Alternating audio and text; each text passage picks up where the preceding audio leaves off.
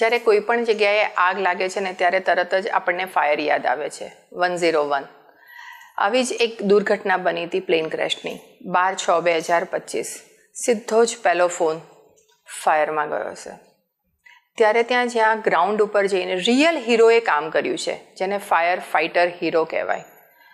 સિંગમમાં અથવા તો ઝાબાસ કે ધુરંધર આ બધા આપણે મૂવીના હીરો જોઈએ છે, પણ જે રિયલ હીરો છે, જે ગ્રાઉન્ડ ઉપર જઈ અને આગની અંદર જઈ અને એકદમ છેક અંદર સુધી પહોંચી અને જે ફાયરમેનો કામ કરે છે, એ ફાયર ફાઇટર હીરોને આપણે ખરેખર સાંભળવા જોઈએ.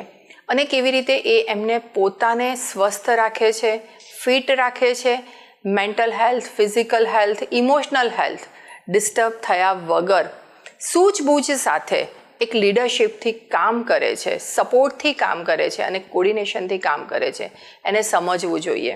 તો આજે એવા જ એક આપણે રિયલ હીરોને સમજીએ, જેમનું નામ છે ગજેન્દ્રસિંહ ચૌહાણ. કેમ છો? બસ મજામાં. પ્લેન ક્રેશ દુર્ઘટના કદાચ તાજી હશે, કારણ કે આ ભૂલાય એવી ઘટના છે નહીં.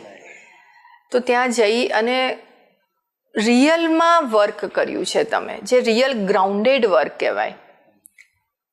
કોઈ જગ્યાએ તમે તમારો ચહેરો બતાવવાનો પ્રયત્ન બી નહીં કર્યો હોય, ત્યાર પછીથી બી એવો વિચાર નહીં આવ્યો હોય કે હું મારો ફેસ હાઇલાઇટ કરું કે મેં આ કામ કર્યું છે. આજે એક પ્રયત્ન છે કે જે કેવી રીતે ત્યાં તમારી અંદર એ હિંમત આવી હતી એ જોવાની, એ મંતવ્ય ન્યૂઝને જાણવી છે.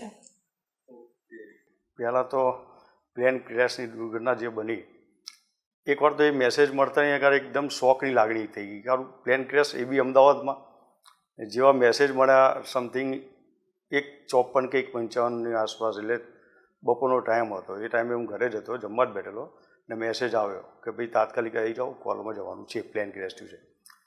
એટલે અમે અમારી ટીમ સાથે સીધા બનાવના સ્થળ ઉપર ગયા. બનાવના સ્થળ ઉપર ગયા તો ત્યાં એટલો બધો ટ્રાફિક. ત્યાં પહોંચ્યા પછી જોયું તો એક બાજુ માણસોનો બૂમભરાડા, એક બાજુ આગ લાગેલી, એક બાજુ ક્રેશ થયેલું, ત્યાં આગ લાગેલી, કેજ્યુલિટી વેર વિખેર હાલતમાં પડેલી 90% બળી ગયેલી.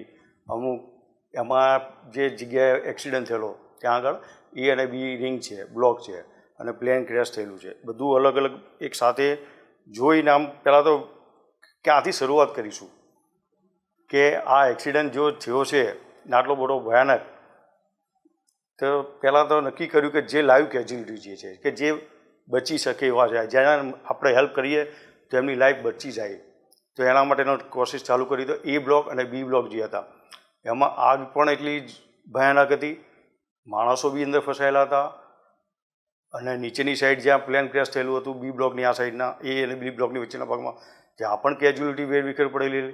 એટલે પહેલાં જતાની અંદર અમે સીધું ફાયર ફાઇટિંગ અને રેસ્ક્યુની 2-3 ટીમો બનાવી દીધી. ટીમો બનાવીને એક ટીમને સીધું ઉપર મોકલી, બીજી ટીમે નીચેથી પાણીના સપ્લાયવાળી કામગીરી ચાલુ કરી ફાયર ફાઇટિંગ માટે. એક ટીમ બ્રિથિંગ એપરેટર સેટનો ઉપયોગ કરીને, કારણ કે સ્મોક એટલો બધો હતો, પ્લસ જે જ્વલનશીલ પદાર્થ જે હતો એના લીધે ગળામાં લાઈ બળે છે, આંખોમાં બળતરા બળતી હતી, પણ કામ કર્યા વગર છૂટકો નહીં. એક બાજુ પબ્લિક ઉપરથી બૂમબરાડા કરે છે, બચાવો બચાવો. તો આવી રીતે અમે ત્યાં આગળ જઈને સૌપ્રથમ જે એ બ્લોક અને બી બ્લોકની અંદર જે માણસો ફસાઈ ગયેલા હતા ત્યાં ફાયર ફાઇટિંગ કરી અને એક ટીમની રેસ્ક્યુ કરીને માણસોને બચાવેલા છે. એમાં એ બ્લોકમાંથી 6 લાઈવ કેજ્યુલિટી હતી અને બી બ્લોકમાંથી 3 લાઈવ કેજ્યુલિટીના નીચે ઉતારી છે, અને પછી એમને હોસ્પિટલાઇઝ કરી આપેલ છે. તમે હમણાં કીધું કે ગળામાં થતું હતું, આંખોમાં થતું હતું. આ તો કદાચ એ વખતે તમે ફીલ પણ નહીં કર્યું હોય, આ પછી રિયલાઇઝ થયું હશે કે આવું થતું હતું. એમાં શરૂઆતનો જે 3-4 કલાક હતા ને, જે કામગીરી ચાલુ થઈ, પછી ધીમે ધીમે ફાયર ફાઇટિંગ કર્યું, સ્મોક ધીમે ધીમે ડાઉન થઈ ગયો, કામગીરીમાં 50% રાહત થઈ ગઈ. પછી જેમ જેમ આમ સમય ગયો ને પછી આપણને ફિલિંગ થવા માંડ્યું કે આંખોમાં બળતરા ચાલુ થઈ ગઈ છે, ગળામાં આમ ગુંગળામણ થતું હોય, લાઈ બળતી હોય એવું ચાલુ. પણ એ બેન એ બધું જોવાનો ટાઈમ જ નથી, કેમ કે આપણી સામે ફાયર ફાઇટિંગ કરવું છે ને બચાવવા છે, ને આપણું મેઇન ટાર્ગેટ છે કે આપણું લક્ષ્ય કે ભાઈ પ્લેન ક્રેશ થયું છે ને આને પૂરું કરવું છે, ગમે તેમ કરીને રિઝલ્ટ આવવું છે ને આપણે એને બને સ્પીડમાં અને જેટલા આપણાથી, આપણી હેલ્પથી કે આપણી ટીમથી કે આપણા અધિકારીઓ કે કોઈ પણ કર્મચારીના મદદથી જે કેજ્યુલિટી બચી શકે છે એને આપણે બચાવી છે અને બને એટલે વહેલી એને હોસ્પિટલાઇઝ કરવી છે. પછી એના કારણે કશું જ કંઈ ખબર નથી. ભલે બીજા દિવસ આપણને અહેસાસ થાય કે આટલા શરીરમાં આપણને ફોલ્ટ થયા છે, પણ એ વખતે આ બધું યાદ નથી આવતું. ત્યારે યાદ નથી આવતું ને કે શરીરમાં સેન્સ છે એ ખબર ને આવું બધું જોઈએ છે ને તો ઓટોમેટિક અંદરથી જ જોશ એટલો બધો આવી જાય છે કે કંઈક કરી નાખીએ અને કંઈક કરવું છે આપણે. જ્યારે કુદરત એક શક્તિ આપતું હોય. હા, જ્યારે આપણને એવું જ લાગે છે કે ભાઈ દાદાજીની મહેરબાનીથી આપણે બધું કરી રહ્યા છીએ. એવું લાગે કે જે અગ્નિને એવું કહેવાય કે અગ્નિ દેવતા. હા, અગ્નિ. પણ ત્યારે તમે જ્યારે જે અગ્નિ દાનવમાં કન્વર્ટ થઈ હોય છે ત્યારે એ જ અગ્નિ દેવતા બનીને તમે અગ્નિની સામે જ દાનવ અને દેવતા લડતા હોય એવું ફીલ થાય છે ને. એક બાજુ અગ્નિદેવ છે ને એકદમ પવન, એકદમ એક બાજુ અગ્નિદેવ છે ને એક બાજુ અગ્નિ દાનવ છે, બે બાજુ વચ્ચે જે ફાયર ફાઇટિંગ કરવાનું હોય છે અને દેવતાને જીતાડવાનો છે. આ તો બધું હવે લાઈન આપણે ચોઈસ કરી છે ફાયર ફાઇટર, તો આવા તો બેન ઘણા અનુભવ થયા છે અને કર્યું બી છે કામ. હજુ સુધી ભગવાનની દયા બી છે કે આપણે કોઈ જગ્યાએથી પાછા પડ્યા નથી અને જે ટાસ્ક સોંપવામાં આવ્યું છે એમાં કમ્પ્લીટલી આપણે એને પૂરું કર્યું છે. અને મારી 30 વર્ષની સર્વિસ છે, 30મું રનિંગ છે. 30 વર્ષની રનિંગમાં મેં એવું નથી કે મારા હવે કોઈ કોલ બાકી રહી ગયો છે. એમાં અર્થક્વેક, ભૂકંપ આવી ગયો, પ્લેન ક્રેશ આવી ગયો, રેલવે અકસ્માત આવી ગયો, રોડ એક્સિડન્ટ આવી ગયો, બિલ્ડિંગ કોલેપ્સ આવી ગયું, સાયકલોન આવી ગયું, પૂર આવી ગયું છે. કોઈ જ વસ્તુ હવે બાકી નથી. બધામાં હજુ ને છેલ્લે મેન ઇમ્પોર્ટન્ટ વસ્તુ કે બોરવેલના કોલ, જે છોકરાઓ બોરવેલની અંદર પડી જાય છે એમાં બી મેં સારા એવા કોલ બજાવેલા છે. એટલે એમાં બી આપણને ઘણો બધો બહોળો અનુભવ છે ને એમાં એક ઘણી કેજ્યુલિટીઓ બહાર લાઈવ જીવતી બહાર કાઢેલી છે. ત્યારે એક અંદરથી કુદરતના ચેનલ કહી શકીએ કે કોઈકની લાઈફ સેવ કરવામાં આપણે ચેનલ બન્યા છે. ઓફ કેમેરા આપણે વાત થઈ કે જ્યારે આગ લાગેલી હતી તમે એક ટીમથી કોર્ડિનેટ કર્યું કે અમુકને ઉપર મોકલી અને પાણીથી આપી, અને એના માટે કંઈ કહી શકશો કે કેવી રીતે ફટાફટ ખબર પડી કે અહીંયા આગળથી આ મારે પાણીને આ આપીને આ કરવાનું છે? એ તો બેન મેડમ એમાં એવું છે ને કે હજુ સુધી મને પોતાને જ ખબર નથી.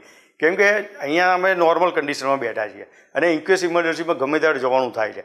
હવે ઓન ધ સ્પોટ અમે રોજ ચેલેન્જિંગ કોલ આવતા હોય છે. એવું નથી કે ભાઈ આજે મકાનમાં આગ લાગી છે, કાલે ઇલેક્ટ્રિક શોર્ટ સર્કિટ છે, ગેસનો બાટલો છે, કોઈ કેમિકલમાં લાગી, કોઈ બિલ્ડિંગ કોલેપ્સ થયું, ઝાડ પડ્યું છે, પક્ષી ફસે, એવું કોઈ હોતું નથી. જેવું સાયરન વાગે છે એટલે મગજ એલર્ટ મૂડમાં આવી જાય છે. હવે ત્યાં આગળ ઓન ધ સ્પોટ ગયા પછી આપણને ખબર પડે છે કે કયું વસ્તુ શું કરવું છે. આમાં એક ગલત ડિસિઝન તો માણસ અમારી પોતાની બી જાનને જોખમ હોય છે. એટલે ત્યાં આગળ જઈને કુદરતની મહેર કે ભગવાનની દયા કે જે કહો પણ ત્યાં જઈને ડિસિઝન લઈએ છીએ એ અમારા પરફેક્ટ ડિસિઝન હોય છે. અમે એક ડિસિઝન કદાચ લેવામાં અમે મોડું કરીએ તો સામે કેજ્યુલિટીને નુકસાન જાય કાં પછી જાનમાલની રક્ષા કરવું અમારું માનવતા કે રખવાલે એમ.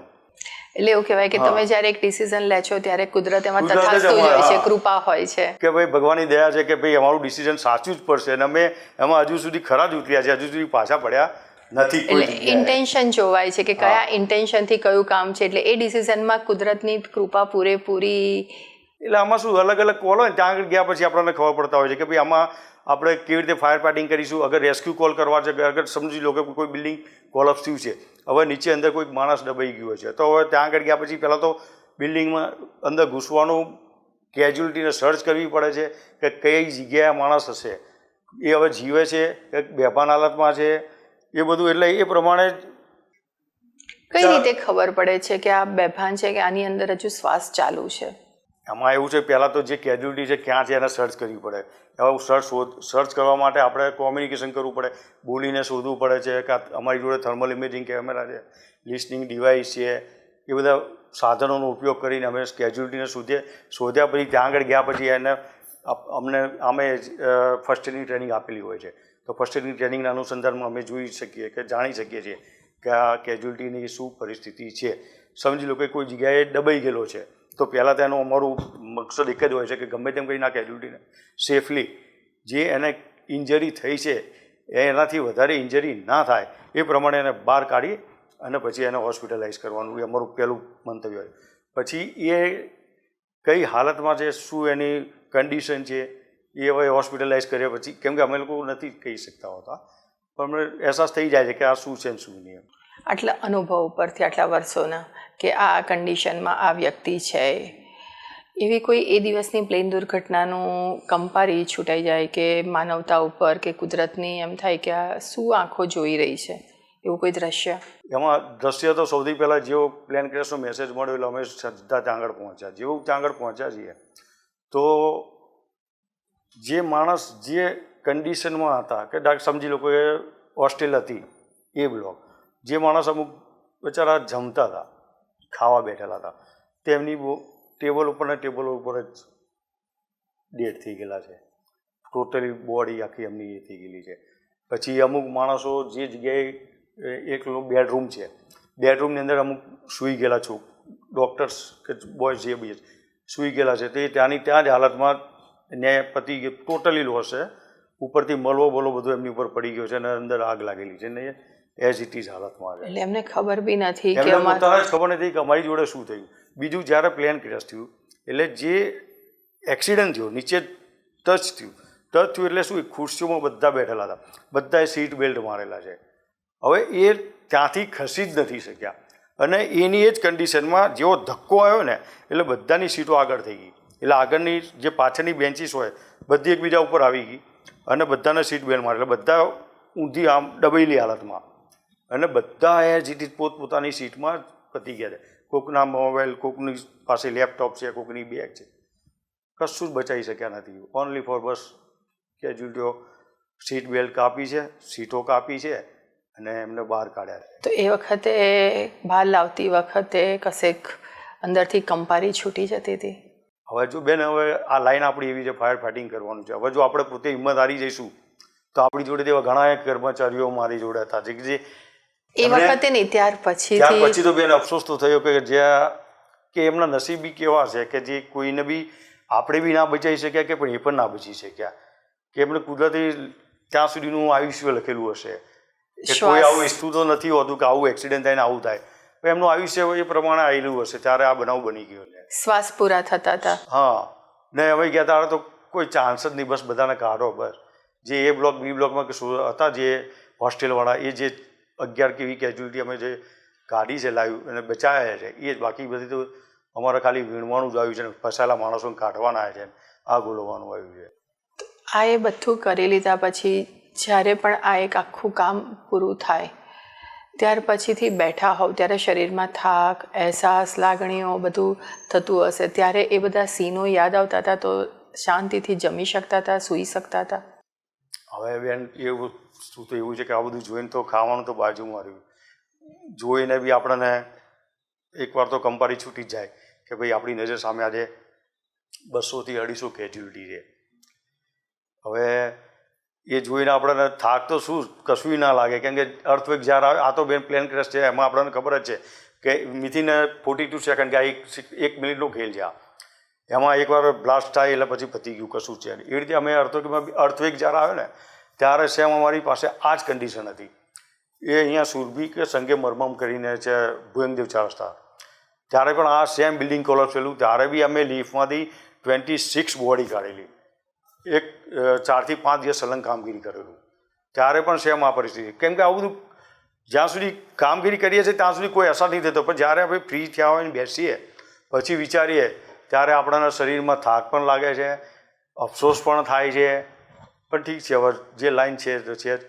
પણ એવું જોયું મેં કે જ્યારે કોઈ કેજ્યુલિટીને આપણે સક્સેસફુલી બહાર કાઢીએ ત્યારે શરીરમાંથી કોઈ થાક લેવું નથી લાગતું, આનંદ થાય છે, બીજા કામ માટે પ્રોત્સાહન આપે છે કે ભાઈ નહીં આપણા લીધે આજે આ માણસ બચી એક લાઈફ તો સેવ થઈ આના લીધે, એ એકમાંથી બીજી લાઈફ. એવી રીતે હું આપણે 2 ઉદાહરણ આપીશ કે જે મને લાઈફમાં આમ દિલથી આમ સંતોષ થયા વાળે.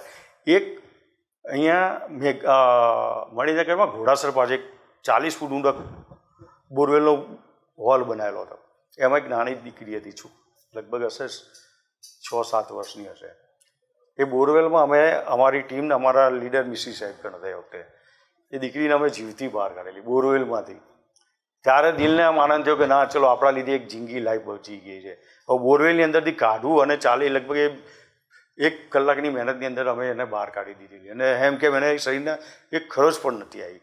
અને ત્યારે દીકરીને એમ કેમ બહાર કાઢી. ત્યારે બોરવેલમાંથી એ વખતે બોરવેલના કોલ બહુ થતા હતા, ત્યારે આપણે પાસે એવું કોઈ નહોતું કે આપણે સક્સેસ જઈએ, પણ એ વખતે આપણે સક્સેસ ગયા. પછી એના પછી બીજો એક એવો સેમ કિસ્સો, દહેગામ રોડ ઉપર, નરોડાથી દહેગામ રોડ ઉપર જે સ્કૂલ બનેલી છે, ત્યાં બી સેમ આવી રીતે અમે 80 ફૂટમાંથી એક દીકરીને આવી રીતે જીવતી બહાર કાઢેલી. એટલે આવા બધા કિસ્સા જોઈએ છે ને ત્યારે દિલને આમ આનંદ થાય છે. પછી હમણાં સમજો કે હમણાં જ આગ લાગેલી, આગમાં અત્યારે અમે ગયા ત્યારે એક ઓફિસની અંદર 17-18 છોકરાઓ જે હતા કે જે પડું કરી રહ્યા હતા, જે જોબ કરતા, ત્યારે અમે એમને દરવાજો તોડીને બહાર કાઢ્યા. ત્યારે બી અમને દિલથી ચલો આપણા લીધે માણસો આટલા સેફ છે ને આપણે છીએ તો આ લોકો બી સેફ છે. એટલે એ જોઈને બધી આનંદ થાય છે. ત્યારે બધી શરીરમાં થાક કે કશું અહેસાસ થતો નથી, ખાવાનું કે થાકનું એવું કંઈ અમને અહેસાસ થતો નથી. તમે કહો એટલા દિવસ એટલા કલાક કન્ટિન્યુઅસ અમે 3 મહિના અર્થક્વેકમાં આવી રીતે સલંગ કામ કરેલા છે અને કરીએ બી છે અને કરીશું. અને ત્યારે શક્તિ આપોઆપ આવી જાય, શક્તિ મળી જાય. ભલે પછી ઘરે જઈને ગોળીઓ લેવી પડે, દુખાવાની ગોળીઓ લેવી પડે, પછી અફસોસ નથી, પણ એકવાર કામ સક્સેસફુલ થાય છે એટલે આમ દિલમાં આનંદ થાય છે અમને. એક દીપ માનવતાના મહાવીરો આજે મંતવ્ય ન્યૂઝનો પ્રયાસ છે પ્લેન ક્રેશને લઈને, કે ત્યાં જે લોકોએ, અને એવું નથી કે ખાલી પ્લેન ક્રેશને લઈને, રિયલ ફાયર ફાઇટરો, જે રિયલ હીરો, કે જે રિયલ વર્ક કરે છે, તો એના માટે તમે કંઈ ઓપિનિયન? બસ કંઈ નહીં, હું તો બધાને કહું છું કે આવી રીતે કામ કરતા રહો અને ટીમવર્કથી કામ, આ જે છે ટીમવર્કનું કામ છે, એકલા માણસનું તો કામ છે નહીં. તો ટીમવર્કમાં એકબીજાનો સાથ આપો અને આવી રીતે આગળ વધતા રહો અને આવી રીતે મહેનત કરો, કામ કરતા રહો, સક્સેસફુલ જઈશું. અને એક જ આશા રાખો કે આપણે જે લાઈન પસંદ કરી છે એને આપણે સક્સેસફુલી બનાવીએ અને આગળ જઈએ. ના, રિયલ હીરો તો છો જ, સક્સેસફુલી તો બનાવો જ છો.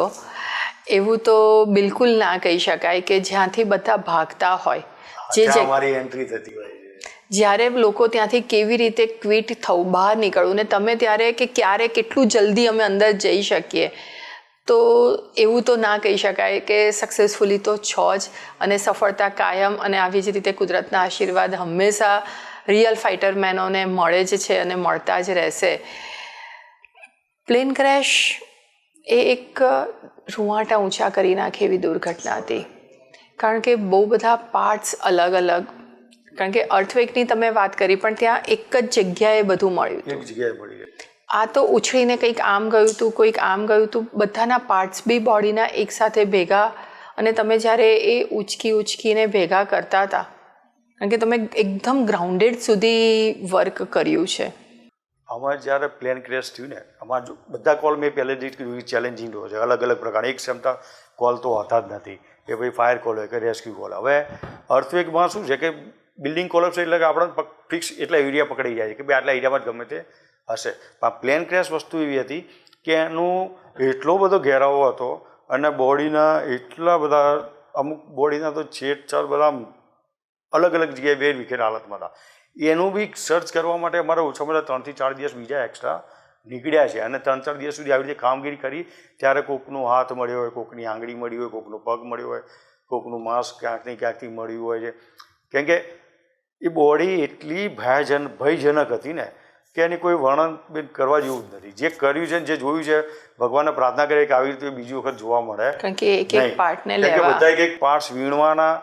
સમજી લો કે એક શેપ બોડી અમે કેજ્યુઅલિટી કે ગમે તે કાઢી છે, પણ એ કેજ્યુઅલિટી પૂરી શેપમાં એના પૂરા શરીરના અંગ નથી હોતા, એમાં કંઈક ને કંઈક વેરવિખેલ હાલતમાં છૂટું પડેલું છે. હવે એ ક્યાં છે, કેવી હાલતમાં છે, અમને નથી ખબર હતી.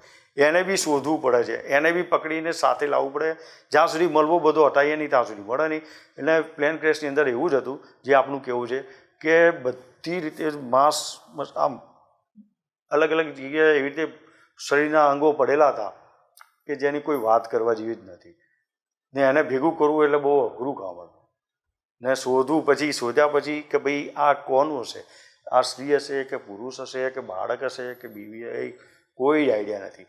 પણ એટલી ખબર પડે કે આ આપણું એમ છે, ગમે તે માણસનું અંગ છે, પણ કોનું છે એ આઈડિયા નહીં હતું. પણ આવું ભેગું કરતાં કરતાં એ આપણને એમ થાય છે કે શું દિવસો છે, કેવી કુદરતી હોનાર હતા, એક્સિડન્ટ છે. તમે જોવા આ માનવ સર્જિત કુદરતી હોય તો જે છે હવે હોનાર હતો જ છે, એક્સિડન્ટ જ છે.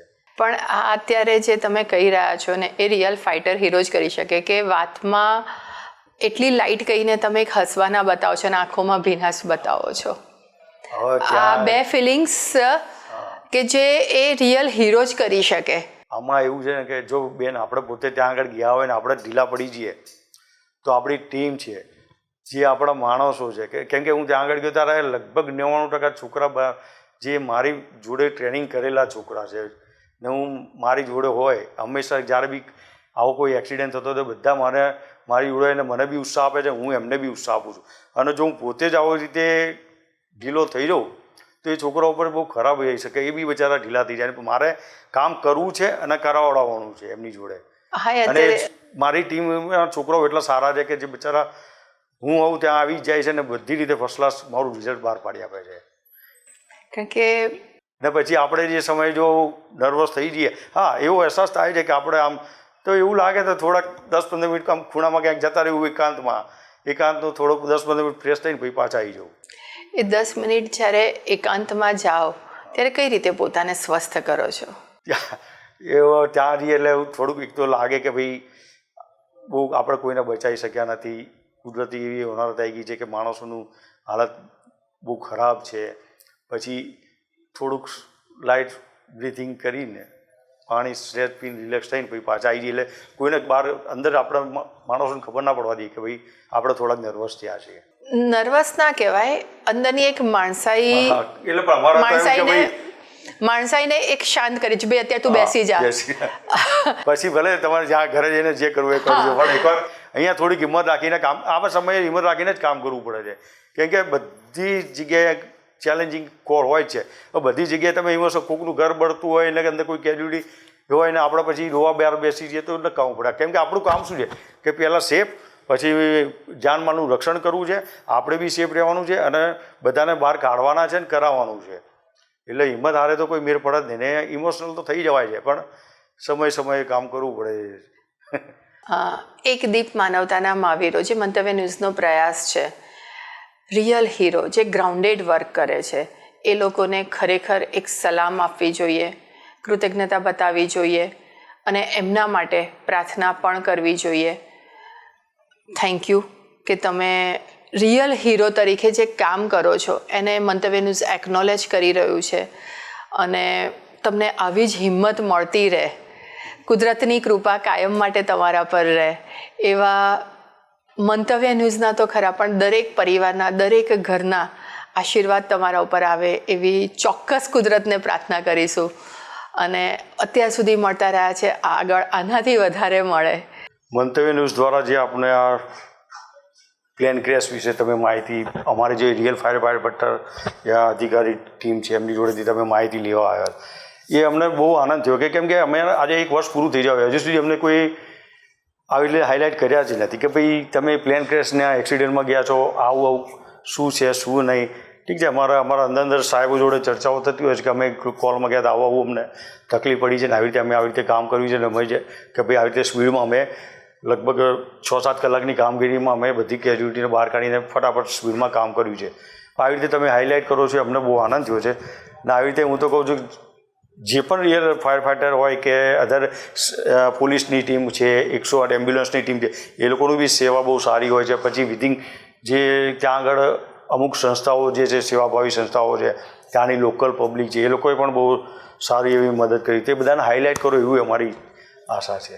ચોક્કસ તમારી આ વાતને અમે ધ્યાનમાં રાખીશું અને બને એટલું વધારે જે રિયલ હીરો છે એ હીરોને બહાર લાવવાનો પ્રયત્ન કરીશું. ઓકે, નમસ્કાર, થેન્ક યુ.